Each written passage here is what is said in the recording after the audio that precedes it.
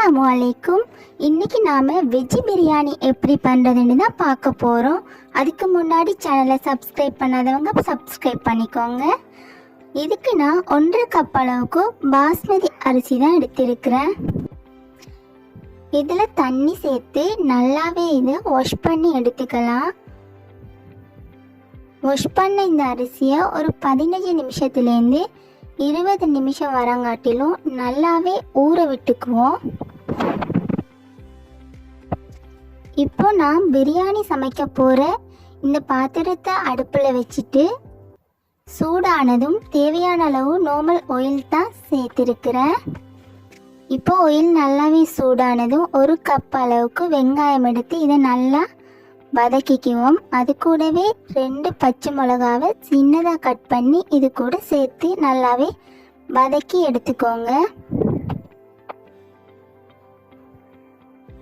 இப்போ ஏலம் கருவா இந்த வாசனை பொருட்களையும் சேர்த்து நல்லாவே கலந்து விட்டுக்கலாம்.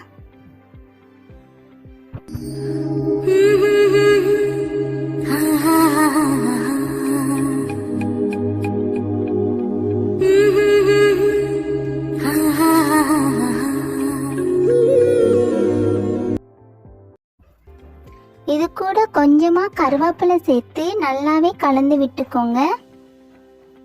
இது கூட நான் 2 தக்காளியை சின்னதாக கட் பண்ணி வச்சிருக்கிறேன். அதையும் இது கூட சேர்த்து நல்லாவே வதங்க விட்டுக்கலாம்.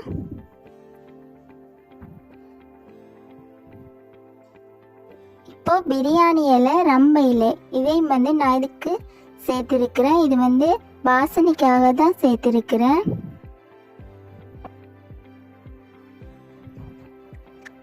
இஞ்சி பூண்டு பேஸ்ட் இதையும் நல்லாவே பேஸ்டாக இல்லாமல் கொஞ்சமாக தட்டி எடுத்துக்கோங்க. அப்போ நல்ல ஒரு டேஸ்ட்டை கொடுக்கும். இப்போ 1/4 டீஸ்பூன் அளவுக்கு மஞ்சள் பொடி, 1 டேபிள் ஸ்பூன் அளவுக்கு மிளகாய்த்தூள், 1/2 டேபிள் ஸ்பூன் அளவுக்கு கரம் மசாலா, 1/4 டீஸ்பூன் அளவுக்கு மிளகுத்தூள், அதுக்கு பிறகு தேவையான அளவு உப்பு, இது எல்லாத்தையுமே நல்லா சேர்த்து கலந்து விட்டுக்கலாம். இது எல்லாமே நல்லாவே வதங்கி நல்லா வெந்து வந்ததும்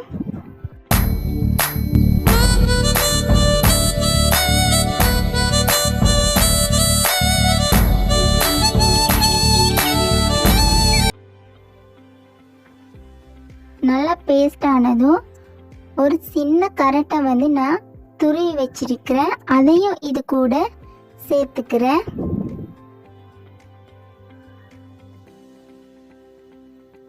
அதோட சேர்த்து லீக்ஸ் நான் கொஞ்சமாக கட் பண்ணி வச்சிருக்கிறேன் சின்னதாக. அதையும் இது கூட சேர்த்து நல்லாவே கலந்து விட்டுக்கிறேன்.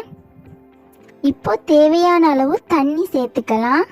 தண்ணியை நீங்கள் கொஞ்சமாகவே சேர்த்துக்கோங்க. ஏன்னா நம்ம அரிசியை ஊற விட்டுருக்கிறோம். இதனால் நம்ம தண்ணியை கொஞ்சமாக சேர்த்தா தான் அரிசி சரியான அளவுக்கு வெந்து வரும். இப்போது இந்த தண்ணி நல்லாவே கொதிக்க வரைக்கும் மூடி வச்சுட்டு கொதிச்சதோட அரிசியை இது கூட சேர்த்துக்கலாம்.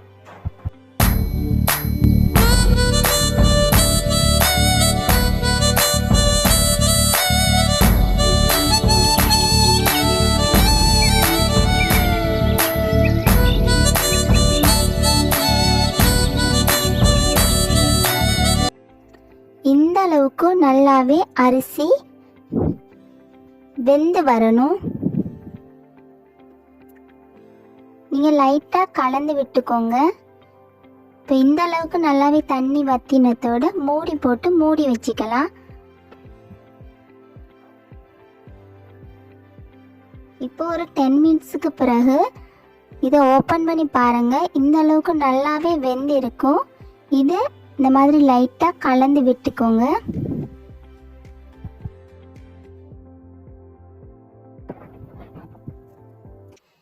இப்போ இது கூட நான் கொஞ்சமாக கத்தரிக்காய், சின்ன வெங்காயம், உருளைக்கிழங்கு இது 3ஐயும் நான் பொரிச்சு வச்சிருக்கிறேன். இந்த பொரியலையும் இது கூட சேர்த்து நல்லாவே கலந்து விட்டுக்கலாம். வரும்போது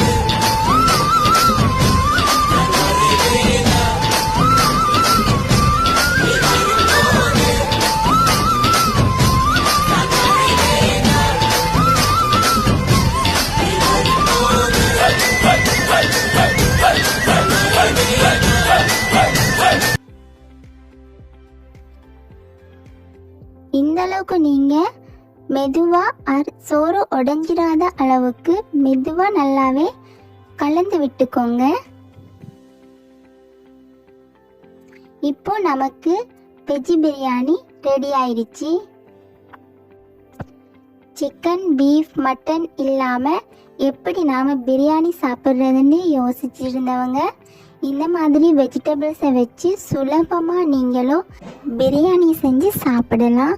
ஸோ ரொம்ப சூப்பராக இருக்கும், ஈஸியாகவும் செய்யலாம், ஹெல்த்தியாகவும் இருக்கும்.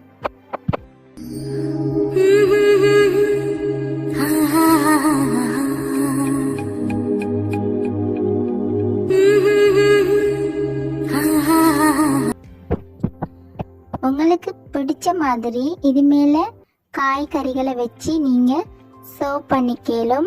அது கூட சோஸ், சில்லி பேஸ்ட் இதுகள் கூட நீங்கள் சேர்த்து சாப்பிடலும். நான் வந்து இங்கே கெக்கரிக்காய், சலாதி கீரை இது ரெண்டும் சேர்த்து தான் இன்னைக்கு சர்வ் பண்ணேன். ஸோ நீங்களும் ட்ரை பண்ணி பாருங்கள், ரொம்பவே நல்லா இருக்கும். நான்வெஜ் சாப்பிடாதவங்க இந்த மாதிரி ஈஸியாக சுலபமாக செஞ்சு சாப்பிடலும். தேங்க்யூ ஃபார் வாட்சிங்.